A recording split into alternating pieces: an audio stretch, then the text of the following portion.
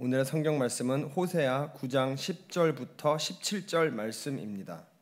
호세아 9장 10절부터 17절 말씀입니다. 천천히 찾으시면 다 찾으신 다음에 제가 읽도록 하겠습니다. 호세아 9장 10절로 17절 말씀입니다.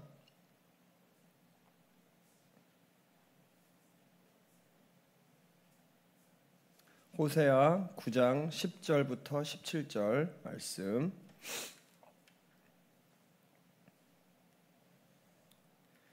읽도록 하겠습니다. 호세아 9장 10절.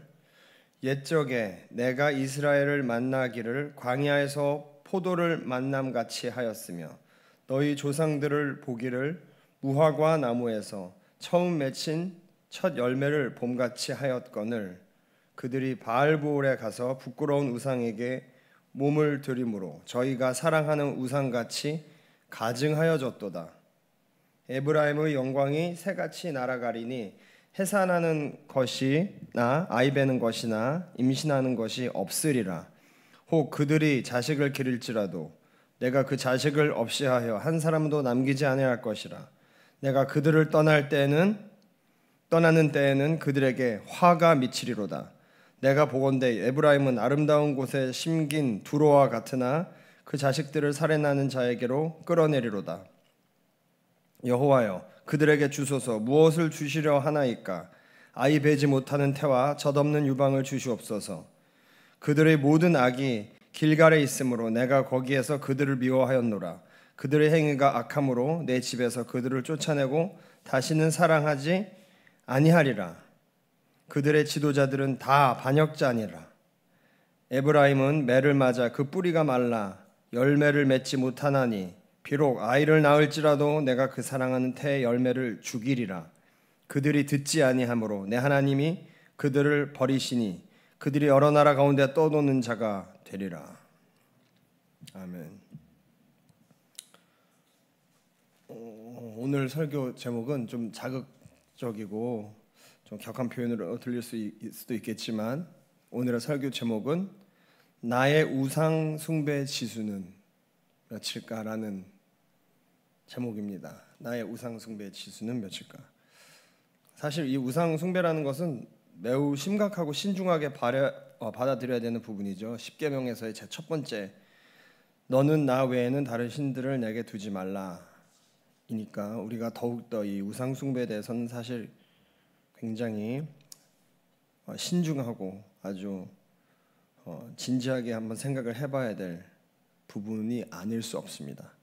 보통 숭배라고 하면은 그런데 어떤 뜻인가요? 숭배라고 하면은 우러러 공경하는, 제가 찾아봤거든요. 다시 한번 확인하는 의미에서 우러러 공경하는 것, 신이나 부처 등을 우러러 신앙하는 것, 이렇게 나와 있습니다.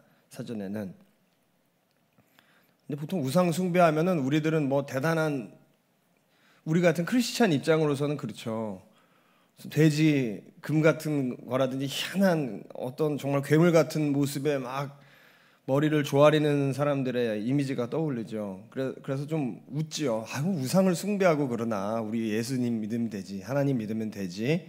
그래서 우상 숭배는 굉장히 좀 멀리 있는, 어떻게 보면 좀 무지할 정도의 사람들이나 하는, 믿지 않는 크리스찬들을 우상 숭배한다고 생각을 잘 드시나요?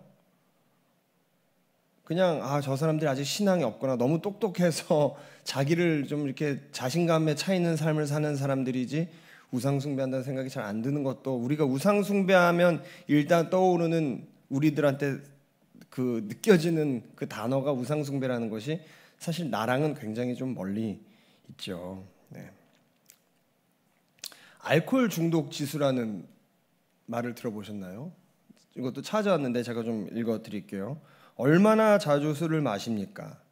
전혀 마시지 않는다 0점, 월 1회 미만 1점, 월 2부터 4회만 돼도 2점입니다. 꽤 많네요. 또 새삼 느껴집니다. 술을 마시면 2번, 술을 마시면 한 번에 몇 잔 정도 마십니까? 한두 잔이 0점이고요. 3, 4잔이 벌써 이제 1점이 올라갑니다. 10잔 이상이 4점이고 한 번에 소주 한 병 또는 맥주 4병 마시는 경우는 얼마나 자주 있습니까? 전혀 없은 게 0점이고요. 월 1회 미만이 1점이에요. 월 1회가 2점이고 1회 미만 1회 정확히 제가 모르겠습니다만 아무튼 꽤나 조금만 마셔도 점수가 올라갑니다. 쭉 있습니다. 그런 비슷한 문항들이 쭉 있고 1년간 음주 때문에 전날 밤에 있었던 일이 기억이 나지 않는 일이 있습니까? 죄책감이나 후회가 든 적이 있습니까? 전혀 없다가 0점이고 월에 한 번 정도 죄책감이나 후회가 들었으면 1점. 이렇게 쭉 점수를 합산해서 12점 이상이면 상습적 과음주자로 주의가 필요하고요. 25점 이상이면 알코올 중독자로서 전문적인 입원 치료 및 상담이 필요하다고 합니다. 또 유형도 있습니다. 유형. 심리 의존형, 술에 대한 신체적 의존성 없이 심리적인 의존성만 있는 경우입니다. 이런 심리 의존형 유형의 경우인데, 심리 의존형의 경우 대개는 우울, 불안, 긴장감 등 부정적인 감정을 잊기 위해 술을 마시고 기분이 좋을 때는 술을 찾지 않는 그런 유형이고요. 쾌락형은 신나게 놀자, 가자 이렇게 할 때 이제 그런 사람들을 쾌락형이라고 하고 다 쭉 전문가들이 나눠놨어요. 폭주형, 매일형은 과하게 술을 마시지 않지만 매일 조금이라도 술을 마시지 않고는 견딜 수 없는 유형이다. 이 매일형이라는 것에 저는 좀 사실 개인적으로는 좀 주목을 합니다. 하루에 딱 맥주 한 잔? 난 긴장을 풀려고 마셔. 그렇게 하고 그 한 잔이 나의 유일한 행복한 하루야. 수고한 나에게 주는 상 같은 거지. 이런 경우가 있거든요. 저도 좀 죄송합니다만 술을 마셨던 적이 있습니다. 그래서 그 기분을 좀 알 것 같아요. 참 죄송합니다. 하루 종일 계속 우울하다가도 그 술 한 잔에 아주 소소한 행복을 마치며 수고했어 하루, 이런 경우는 어떤 경우일까요? 한번 상상을 해볼게요. 교회 다니는 사람 중에도 그럴 수 있죠. 그럴 수 있는데, 물론 성경에도 포도주라는 것이 있고, 근데 이 사람이 교회에서도 표정이 어둡고 항상 심각하고, 그런데 이 사람의 그 행복한 모습은 그 맥주 한 잔을 탁 마시면서 긴장이 싹 풀릴 때라면, 이 사람이 예수 그리스도가 이 사람한테 더 위안을 주나요? 그 맥주 한 잔이 위안을 줄까요? 이런 경우 우상 숭배한다라고 우리는 얘기하진 않죠. 근데 저는 이제 이런 경우를 말씀드리고 싶었던 거예요. 사실 오늘 새벽 기도에서 나누고 싶었던 핵심은 다 나온 것 같아요. 이 부분입니다. 나에게 위안을, 하나님 성경책에 보면 본문을 제가 아직 분석도 안 했지만 성경책에 보면은 하나님은 날 사랑해줘 그러시잖아요. 그죠?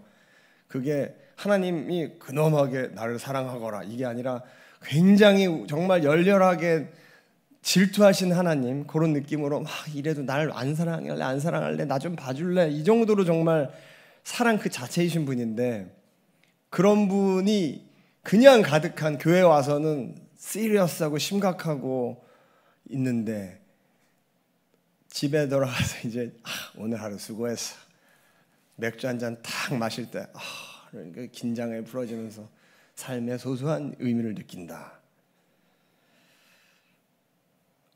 어쩌면 우리 모두가 해당되지 않을까요? 그게 맥주일 수도 있고 강아지일 수도 있겠죠. 강아지는 지금 생각났습니다. 고양이일 수도 있고 그림일 수도 있고 책일 수도 있죠. 노벨 문학상을 탔다는 얘기도 들려오는데, 그런 제가 말씀을 좀 드리고 싶었습니다. 잠깐 이제 본문을 좀 알아봐야 되겠죠. 본문을 한번 보겠습니다. 1절부터 9절이 선지자의 선포였다면, 이 10절부터 17절은 하나님이 1인칭 화자로 이스라엘을 향해 직접 말씀하시는 형식을 취합니다. 하나님은 이스라엘을 광야에서 만난 달콤하고 시원한 포도나 무화과 나무에 처음 맺힌 열매와 같이 기뻐하셨고 그들의 기대를 가지고 계셨다고 하십니다.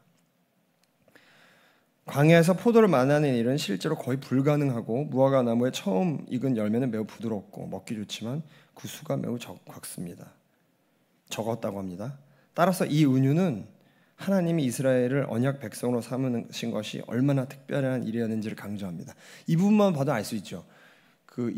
굉장히 문학적인 표현이죠. 정말 아름다운 표현이에요.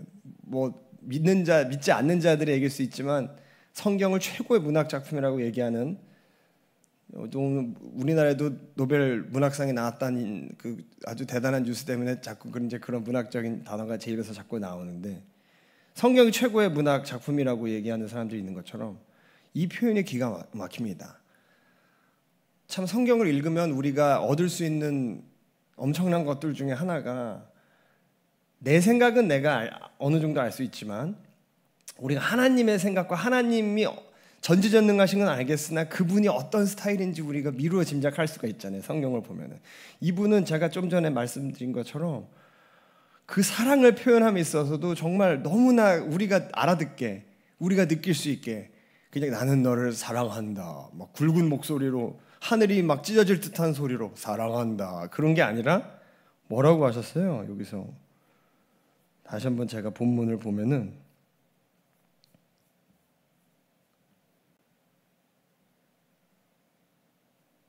뭐라 그랬죠? 여기 뭐라 그러셨죠?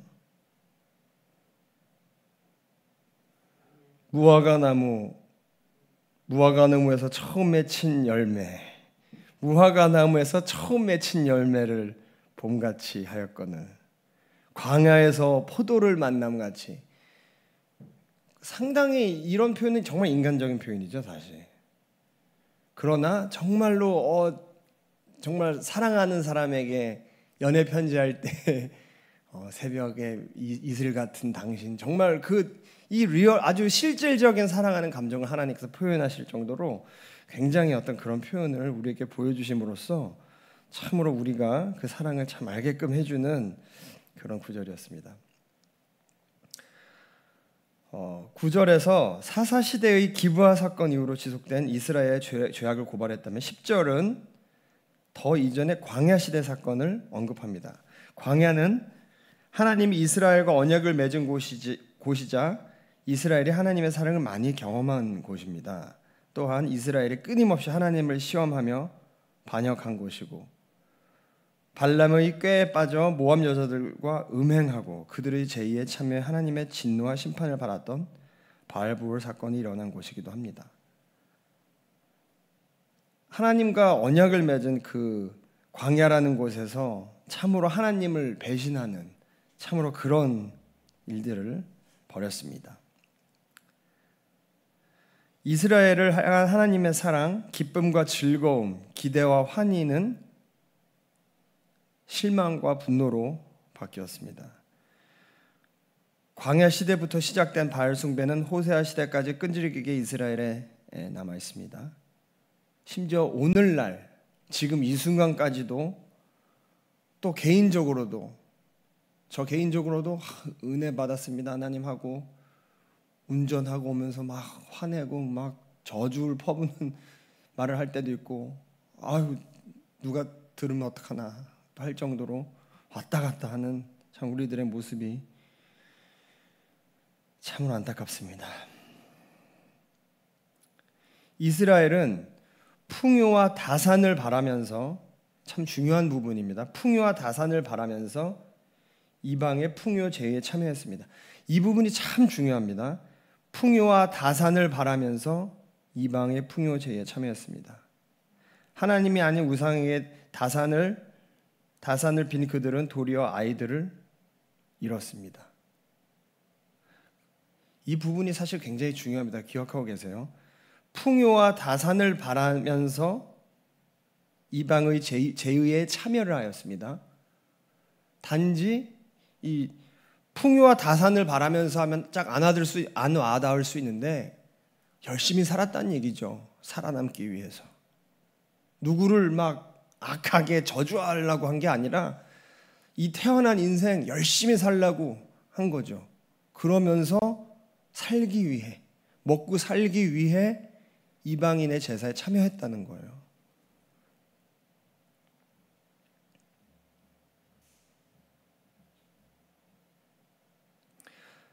그렇게 다산을 바라던 바알 숭배는 오히려 불임과 자녀들의 죽음을 초래할 것입니다. 한번 생각을 해볼 수가 있겠죠. 우리는 참 이 나약한 인간이잖아요. 우리가 사람이 태어나서 저희 윗세대만 보더라도 삼촌이 5명, 그리고 누나가 1명, 6명. 그 시절엔 그랬잖아요. 왜 그렇게 지금이랑 다르게 많이 났을까요?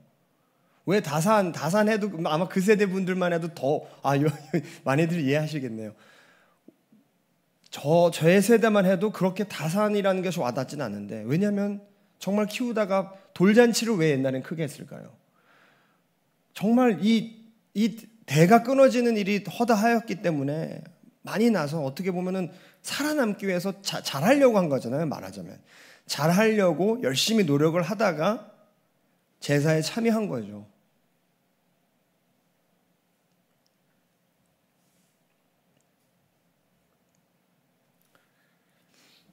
죄송합니다만 또 저의 얘기를 잠깐 해보겠습니다. 저는 사실 정말 제가 확신하는 우상 숭배자였습니다. 지금도 그러한 모습이 많이 남아있을 때도 있어요. 변명부터 말씀드리자면은 잘하려고. 저도 잘하려고 그랬어요. 저는 아시는 분도 있으시겠지만 꽤 유명한 2001년도 강변가요제라는 데서 대상을 받았었어요. 대학교 4학년 때. 사실 그것이 저한테는 너무나 뭐라 그래야 되나요? 큰 그런 일이었어요. 제 능력보다 훨씬 큰. 저는 그 정도 능력이 없는 사람이었거든요. 그러다 보니 그거에 맞춰서 제가 보여주려고 정말 어떻게 보면은 발악을 했던 것 같아요. 아까 찬송가 처음에 부르다가도 혹시 들으셨을지 모르겠지만 제가 호흡이 하다가 걸린 적이 있어요. 저는 목구멍이 굉장히 좁아요. 저희 아버지도 그러시는데 보통 사람보다 좁아요. 그래서 숨을 쉬다가도 이 혀가 막을 때가 있어요. 그러니 이게 노래가 되겠어요. 노래를 한 곡을 해도 열심히 하다 보면 혀를 막아요. 혀가 목구멍을 막아서 소리가 끊기고 그래요. 당연히 목소리도 금방 상하고요. 약해요, 무엇보다. 그러니까 저 같은 사람이 그런 큰 상을 받아 놓으니 옆에서의 기대도 있고, 제가 보니까 저도 이제 내후년 내일 모레면 50이더라고요. 제가 좀 동안이죠. 저도 이제 좀 있으면 50입니다. 제 삶을 이렇게 돌아보니 정말 발악하면서 살았어요. 정말 잘해보려고.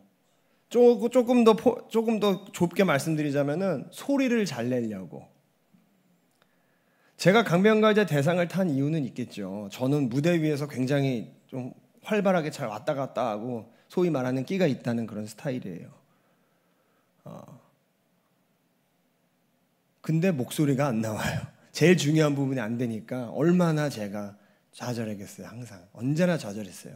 항상 마지막 순간에 욕을 먹고 엄청 욕도 먹어봤어요. 저 육두문자 욕도 먹어봤어요. 제가 한참 이제 기획사가 소속돼서 가수를 잠깐 할 때 중요한 음악 프로그램에서 노래를 했는데 이게 목이 또 그래가지고 그 사장이 전화해서 막 쌍욕을 하면서, 이거 어머니도 모르시는 건데 쌍욕을 하면서 네가 내 돈 몇 억이 막 이러면서 그러더라고요.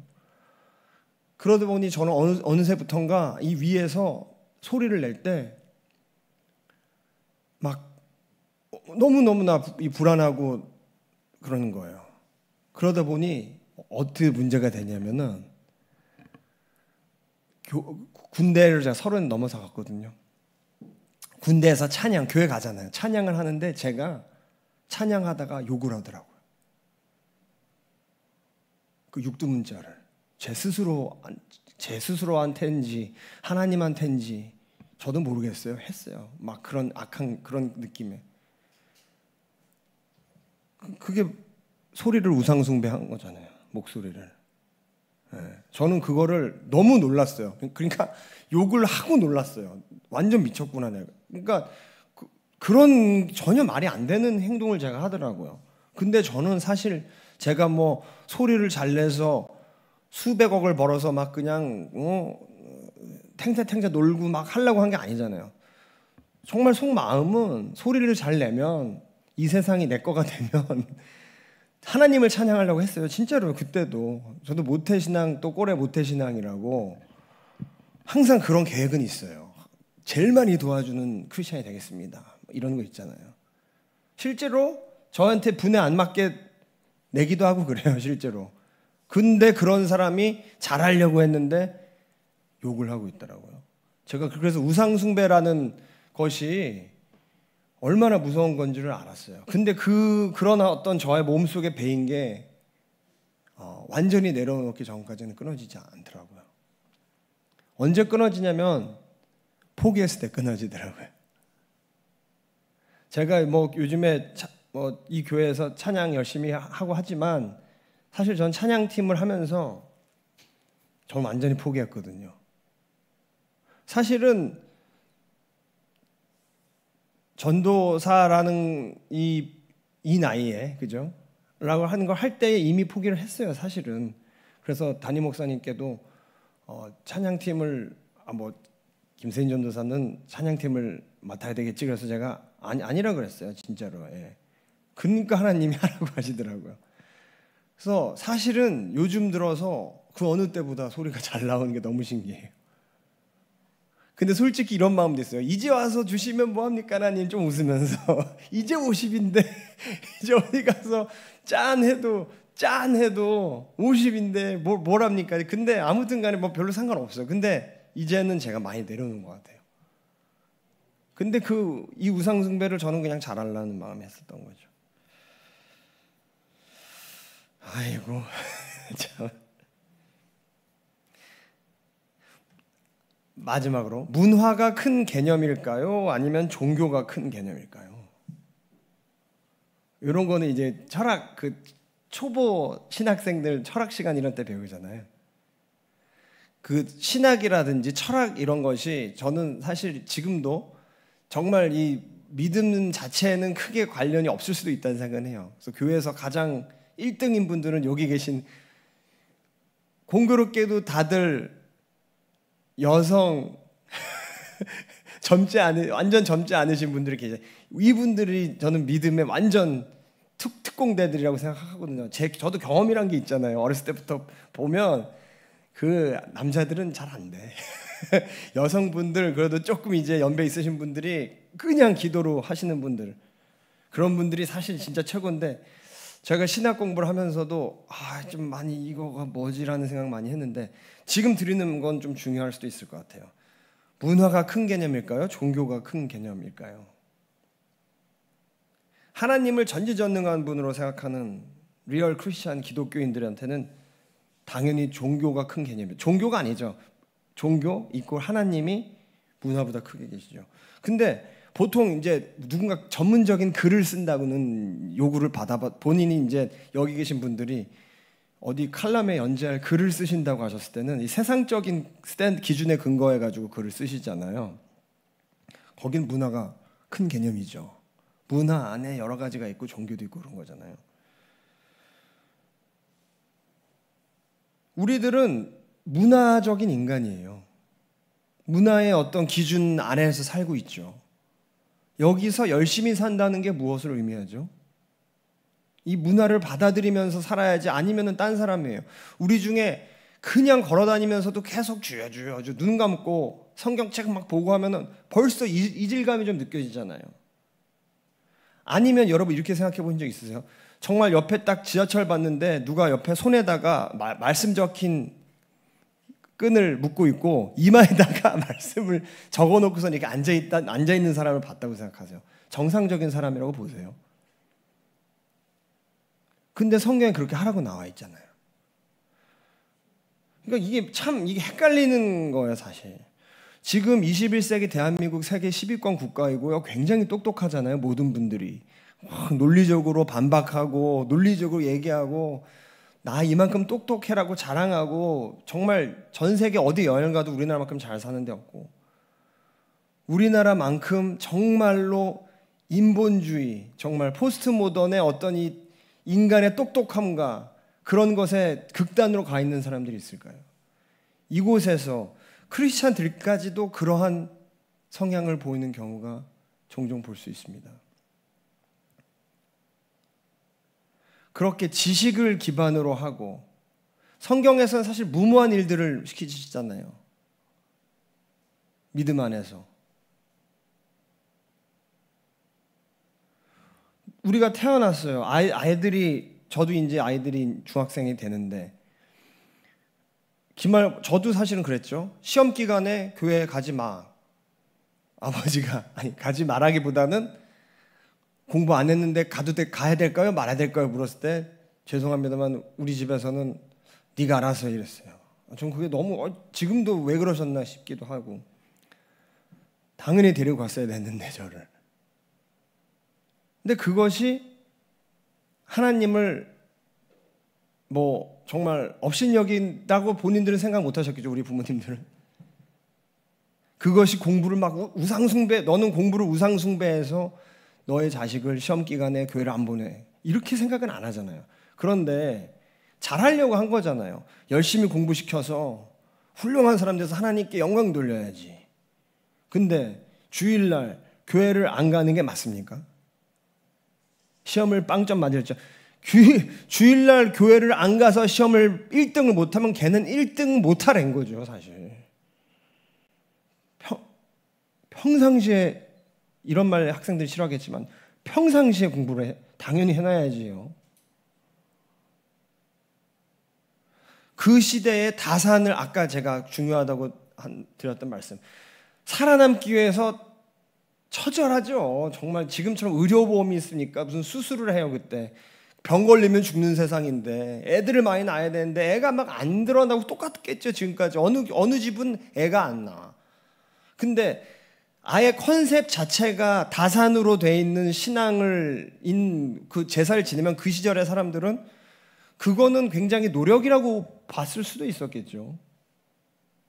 물론 다 그랬다는 건 아니지만, 그래서 그러면 그렇게 해서 바알신을 받아들이는 가운데 하나님은 막 아예 그냥 싹고, 하나님 믿는 자들은 막 박해하고 그랬을까요? 그 사람들이 아니었겠죠. 하나님 믿는 건 어떤 문화, 그죠? 이스라엘 백성의 문화하면서 몸속에 있고, 기도도 하면서 이 술에 술 타는 물에 물 탄 듯 기도도 하면서 다산을 위해서는 어떤 기술처럼 생각을 할 수도 있는 거고요. 막 갑자기 통성으로 바알을 위해서 기도하고 이러지도 않았을 것도 같아요. 그냥 정말 열심히. 그러나 하나님께서는 그러한 모습까지도 우상숭배라고 하십니다. 왜냐하면은 가장 중요한 순간에, 가장 필요한 것에 하나님을 의지하지 않았잖아요. 내가 열심히 하고 다 해. 항상 얼굴 표정이 찡그리고 있어, 교회에서조차도. 근데 탁 아무도 모르게 혼자 유튜브 보면서 맥주 한 잔 탁 마실 때에 싹 스트레스가 풀어지면서 기분이 좋으면 하나님이, 예수님이 앞에서 잘한다 하실까요? 야, 너는 내가 너를 그렇게 사랑해서 내가 너를 위해서 죽었는데 결국 너는 나로는 만족이 안 되는구나.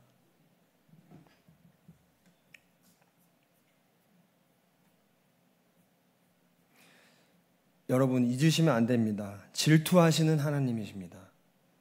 출애굽기 20장 5절, 그것들에게 절하지 말며 그것들을 섬기지 말라. 나 여호와 너의 하나님은 질투하는 하나님인즉 나를 미워하는 자의 죄를 갚되 아비로부터 아들에게 3, 4대까지 이르게 하거니와. 무시무시합니다. 출애굽기 34장 14절, 너는 다른 신에게 절하지 말라. 여호와는 질투라. 이름하는 질투의 하나님이니라. 그러니까 어떤 가벼운, 그러니까 굉장히 우리가 결벽증적으로 생각할 정도로 예민해야 되는 부분일 수도 있어요. 하나님이 그러한 성격이신 거죠. 우리같이 생각하면 안 돼요. 성경을 통해서 우리는 배우는 거잖아요. 하나님이 어떠신 분인지. 아주 생동감이 있으시고 어떻게 보면 예민하다고? 저는 그 정도. 사랑을 위해서는 굉장히 조그만 세진이 네가 날 그거 더 사랑해줘. 막 굉장히 사랑에 대해서 눈 뜨고 제가 나를 사랑하는 사람 하나 보는 정말로 그런 정도의 하나님이십니다.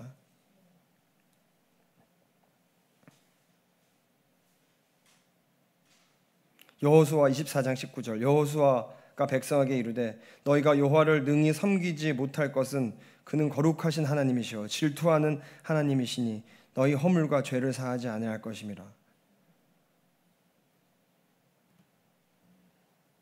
그렇다면은 제일 중요한 마지막 부분이죠. 그럼 우리는 어떻게 해야 됩니까?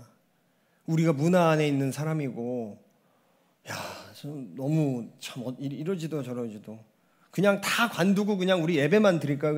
그냥 계속 성경에 그렇게 쓰여 있나요? 그냥 예배만 드려라. 너는 그냥 아무것도 하지 말고 일도 하지 말고 예배만 드려라. 그렇게 써 있나요? 아닙니다. 하나님은 느헤미야에게 먼저 뭐를 어떻게 하셨죠? 성벽을 먼저 재건을 시키셨죠.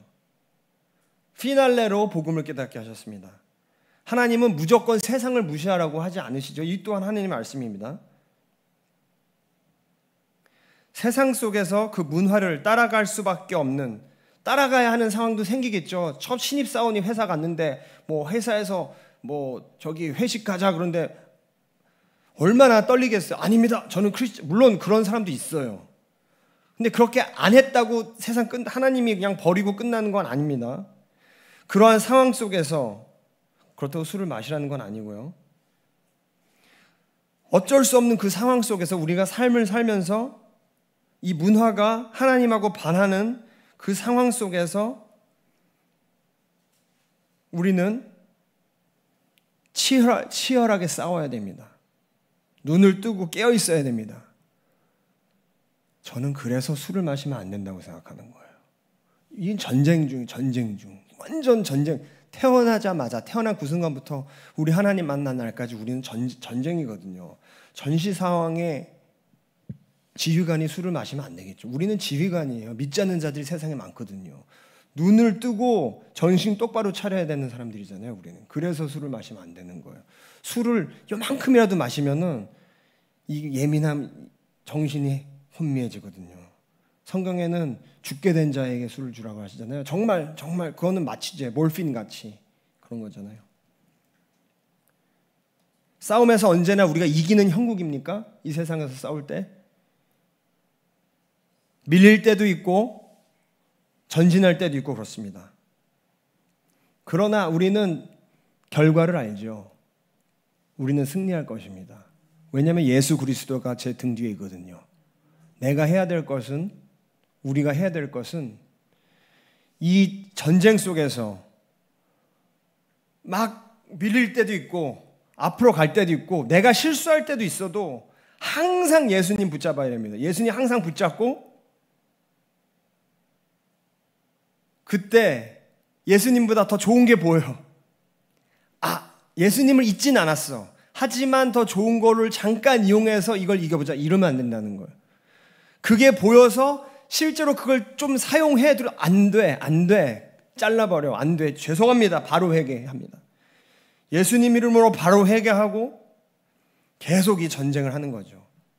또 잠깐 예수님보다 더 좋은 도구. 예수님은 가끔 말도 대답을 안 하실 때도 있잖아요. 또 솔직히 우리 얘기지만. 그래 잠깐 옆에 좋은 도구가 있어. 종이를 잘라야 되는데 가위가 딱 보여. 예수님 잘라야 되면도 예수님은 가위를 안 주죠. 가위에서 한 번만 자르면 돼.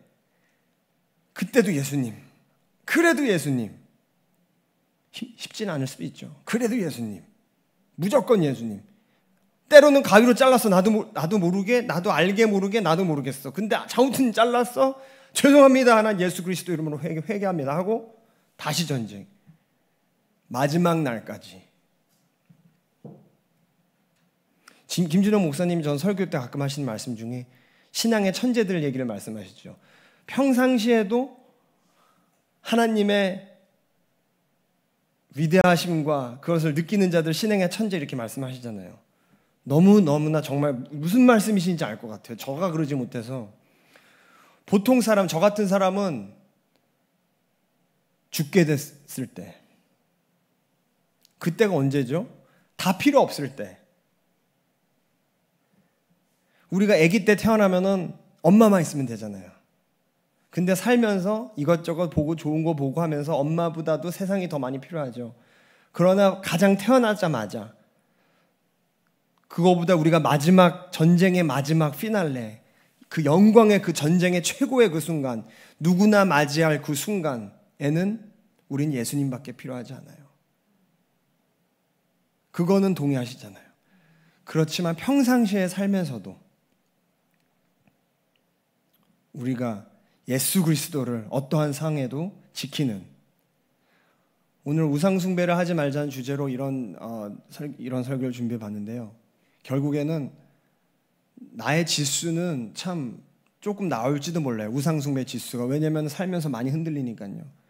가끔 예수 그리스도가 아닌 다른 걸 잡았다가도 어이구 정신 차리고, 그게 보통 우리들의 모습이고 하나님도 다 예상하셨잖아요. 성경책에 그것만 기록해 놓으신 거잖아요. 그러나 그걸 다 아심에도 불구하고 이미 엔딩을 만들어 놓으셨어요. 예수님의 이름으로 너희는 천국 간다. 아멘.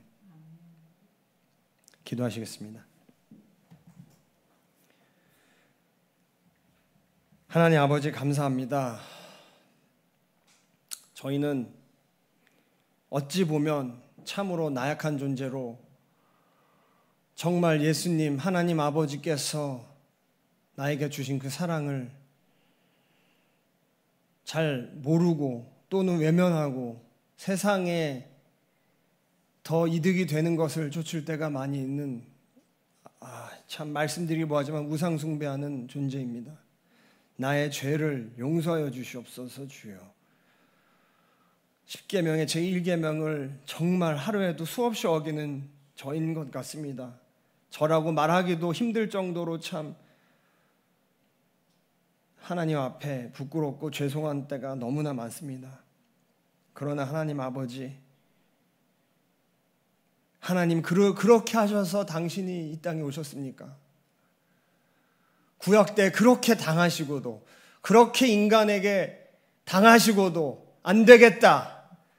내가 너희들보다 너와 같은 모습으로, 아니 너희 중에서도 제일 낮은 모습으로 가서 내가 보여주겠다. 직접 내가 너희들한테 그 마지막 너희들이 겪을 수밖에 없는 그것을 내가 몸소 보여주겠다. 너희들의 죄를 가지고 내가 가겠다. 그러나 내가 부활했을 때 그것이 나인 줄을 알으라. 하나님 아버지, 예수님의 이름으로 다시 한번 선포합니다. 아버지 하나님, 이 세상 살면서 그 어떠한 순간에도 세상에서는 무모하다 할지라도 예수님만 붙잡게 하여 주시옵소서. 내가 똑똑하고 내가 잘났다고 아버지 하나님, 나의 생각과 세상의 판단보다도 오직 예수 그리스도의 판단을, 예수님께 모든 것을 맡겨드리는, 하나님 아버지께 모든 것을 맡겨드리는 그러한 삶을 살 수 있도록 아버지 하나님, 우리를 이 스퓨교 교회 하나님 아버지 믿음의 군사들을 아버지 하나님 성령 충만함으로 아버지 하나님 힘 주시옵소서. 1조 번째 예물을 드리신 참으로 정말 이 새벽 제단을 위해서 예수님의 이름으로 이 1조 번째를 준비하시는 우리 교우들도 계십니다. 하나님 아버지, 그들에게 더욱더 큰 축복과 하나님 아버지 사랑을 주실 줄로 믿사오며, 하나님 아버지 그래도 감사합니다. 하나님 아버지, 그 어떤 죄에도 아버지 하나님 예수 그리스도께서 나를 위하여 이미 2000년 전에 십자가에 못 박히심으로 나의 죄를 다 씻어 주셨으니 내가 어찌 아버지 하나님 아버지께 예수님의 이름으로 감사하다, 나의 삶이 감사하다 하지 못하겠습니까? 하나님 아버지 감사합니다. 감사합니다. 그저 감사합니다. 살아계신 예수님 이름으로 이 모든 말씀 기도드리옵나이다. 아멘. 하늘에 계신 우리 아버지여, 이름이 거룩히 여김을 받으시오며 나라가 임하옵시며 뜻이 하늘에서 이루어진 것 같이 땅에서도 이루어지이다. 오늘 우리에게 일용할 양식을 주시옵고 우리가 우리에게 죄 지은 자를 사하여 준 것 같이 우리의 죄를 사하여 주시옵고 우리를 시험에 들게 하지 마시옵고 다만 악에서 구하시옵소서. 나라와 권세와 영광이 아버지께 영원히 있사옵나이다. 아멘.